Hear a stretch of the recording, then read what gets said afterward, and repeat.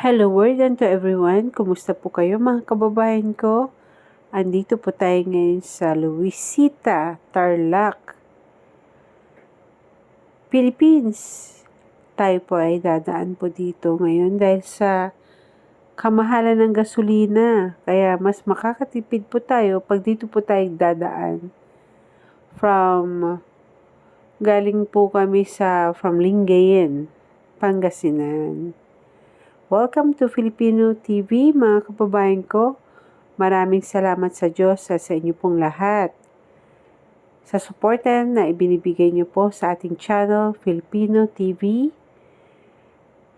and Filipino Life Stories. Pakibisita po ang ating sister channel.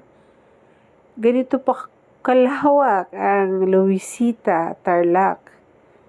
Pag diretso po yan, nakikita niyo po, ay papasok na po yan sa malapit na po tayo sa Manila, pa-SCTEX na po ito. At meron pong expressway po dito, pero mas makakamura nga po pag dadaan po tayo dito. Dahil sa kamahalan ng gasolina, umabot po tayo ng almost 100 plus.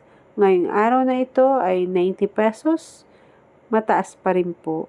Kaya panawagan po sa ating gobyerno na ibalik na po sa dati ang ating gasolina para naman po hindi po tayo mahirapan sa araw-araw na ating biyahe. Lalo na po yung mga nagkokontrata po sa ating mga manggagawa at yung may-ari ng jeep at bus. Siyempre, mataas po ang gasolina, ang diesel. Kaya hirap din po.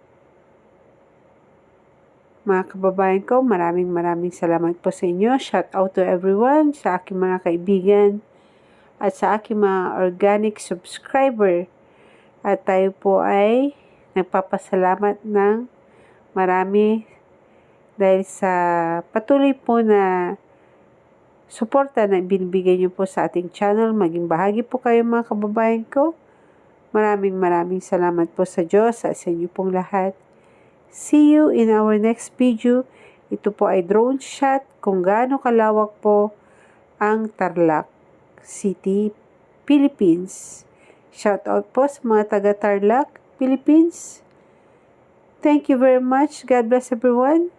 See you in our next video po. May part 2 po tayo dito mga kababayan ko.